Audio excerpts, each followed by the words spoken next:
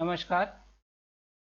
UG व PG के सभी छात्र छात्राओं के लिए खुशखबरी है कि डॉक्टर दिनेश शर्मा माननीय उप मुख्यमंत्री द्वारा यूजी और पीजी के बच्चों के लिए जो वर्ष 2021 में एग्ज़ाम होने हैं उनके बारे में कुछ दिशा निर्देश जारी किए गए हैं और सभी विश्वविद्यालय इन्हीं दिशा निर्देशों के अनुसार अपने नियम जारी करेगी और उसके अनुसार बच्चों की परीक्षाएं होंगी या उनको प्रमोट किया जाएगा।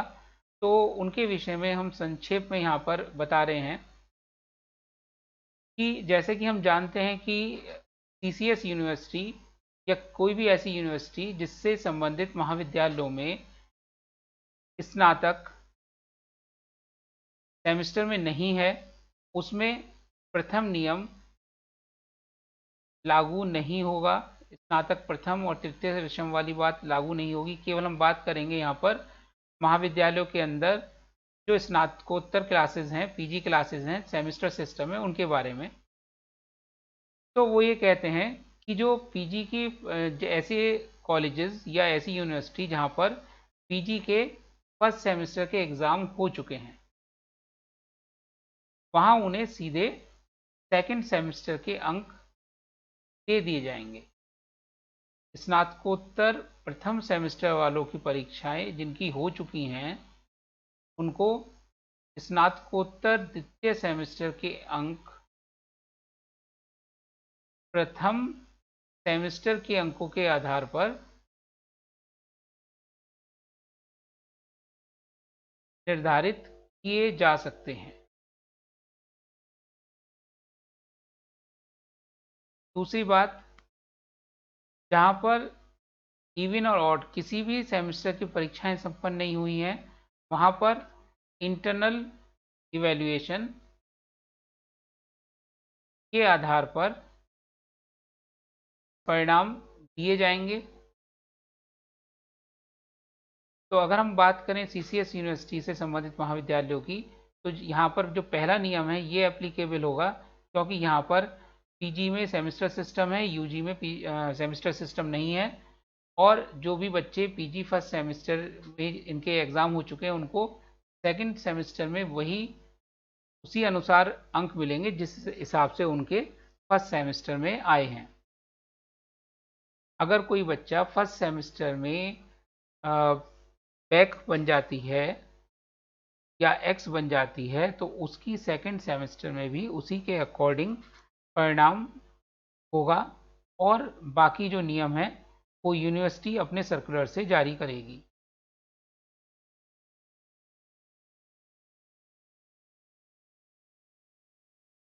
सीसीएस में फर्स्ट दिशा निर्देश लागू होगा, सेकंड वाला सीसीएस में लागू नहीं होगा क्योंकि यहाँ पर कम से कम एक सेमेस्टर की परीक्षाएं हो चुकी हैं। अब हम बात करते हैं थर्ड रूल की। यहाँ पर स्नातक से हमें कोई मतलब नहीं है। यहाँ पर ये चीज़ क्लियर है कि जो पीजी की अंतिम सेमेस्टर की परीक्षाएं कराई जाएंगी।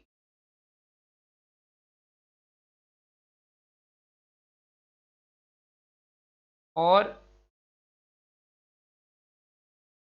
अगर स्नातकोत्तर तृतीय सेमेस्टर की परीक्षाएं संपन्न नहीं हुई हैं, तो अंतिम सेमेस्टर में प्राप्त अंकों के इवैल्यूएशन से पूर्व सेमेस्टर के अंक निर्धारित किए जा सकते हैं। तो हमारे यहाँ देखा जाए तो थर्ड सेम के एग्ज़ाम हो चुके हैं, अतः हमारे यहाँ सीसीएस यूनिवर्सिटी में ये रूल भी लागू नहीं होगा। केवल ये है कि स्नातकोत्तर पाठ्यक्रम के अंतिम सेमेस्टर की परीक्षाएं संपन्न होंगी, केवल इतना रूल लागू होगा।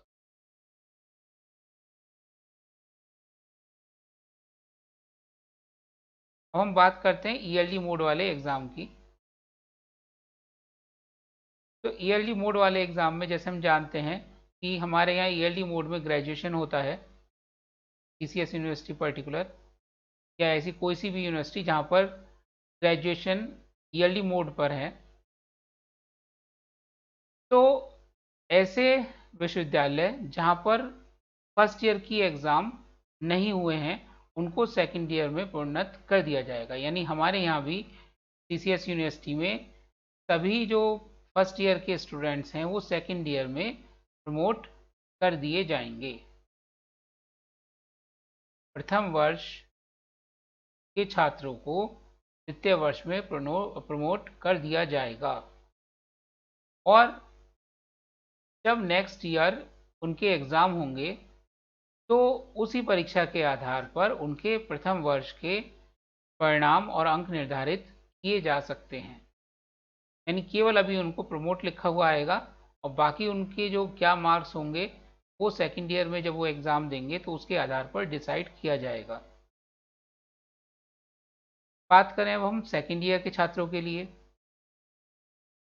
तो अब जैसे हमारे यहाँ जो बच्चे इस वक्त सेकेंड ईयर में हैं उनके फर्स्ट ईयर में वो लोग प्रमोट हुए थे, तो उसमें अप्लाई होगा दिशा निर्देश 2 का ख पार्ट,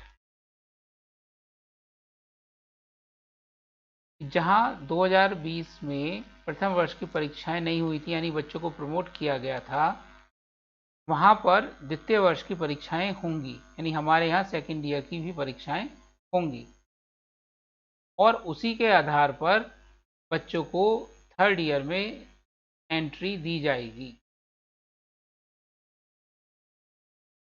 ये बिल्कुल स्पष्ट है कि सेकेंड ईयर के बच्चों के एग्ज़ाम कराए जाएंगे उन बच्चों के जिन्होंने फर्स्ट ईयर में प्रमोशन ली थी। और तीसरा और अंतिम कि स्नातक तृतीय अंतिम वर्ष की परीक्षाओं को संपन्न कराया जाएगा। तो इससे स्पष्ट है कि ग्रेजुएशन लेवल पर फर्स्ट ईयर के बच्चे प्रमोट किए जाएंगे और उनके अंक जब वो नेक्स्ट ईयर सेकेंड ईयर के एग्ज़ाम देंगे उसके आधार पर डिसाइड होंगे। सेकेंड ईयर के सभी बच्चों की सीसीएस यूनिवर्सिटी में एग्ज़ाम कराए जाएंगे और उसी के आधार पर थर्ड ईयर में उनको एडमिशन दिया जाएगा और थर्ड ईयर के एग्ज़ाम कराए जाएंगे। और पीजी क्लासेस में जो फर्स्ट सेमेस्टर के जिनके एग्ज़ाम हो चुके थे उनको सेकेंड ईयर सेमेस्टर में प्रमोट माना जाएगा और जो फर्स्ट सेमेस्टर में जो भी उनके नंबर आए हैं उसी के आधार पर सेकंड सेमेस्टर में उनको नंबर मिलेंगे। ये पूरी तरीके से स्पष्ट उन्होंने कर दिया है। अब बात हम करते हैं कि आयोजन परीक्षा का आयोजन कैसे किया जाएगा। तो इसमें इन्होंने जो दिशा निर्देश दिए हैं उसके आधार पर प्रैक्टिकल नहीं किए जाएंगे। जो एनुअल या सेमेस्टर में प्रैक्टिकल एग्ज़ाम होते हैं वो नहीं की जाएंगी और उनके अंकों का निर्धारण लिखित परीक्षा के आधार पर किया जा सकता है। जहाँ पे बात आती है किया जा सकता है तो उसके संबंध में यूनिवर्सिटी अपने नियम जारी करेगी और मौखिक परीक्षा आवश्यकता अनुसार ऑनलाइन संपन्न कराई जाएगी। यानी मौखिक परीक्षा तो होगी, ऑनलाइन होगी और जो प्रैक्टिकल एग्ज़ाम है वो नहीं होंगे। परीक्षा प्रणाली का सरलीकरण किया जाएगा और वो सरलीकरण किस प्रकार से करते हैं वो विश्वविद्यालय डिसाइड करेगा। फिर परीक्षा समय अवधि 3 घंटे से घटाकर 1 से 1.5 घंटे कर दी जाएगी और बच्चों को पहले के मुकाबले 50% ही प्रश्न पत्र करने होंगे। यानी 50% के अनुपात में समस्त विषयों के प्रश्न पत्रों में हल किए जाएंगे।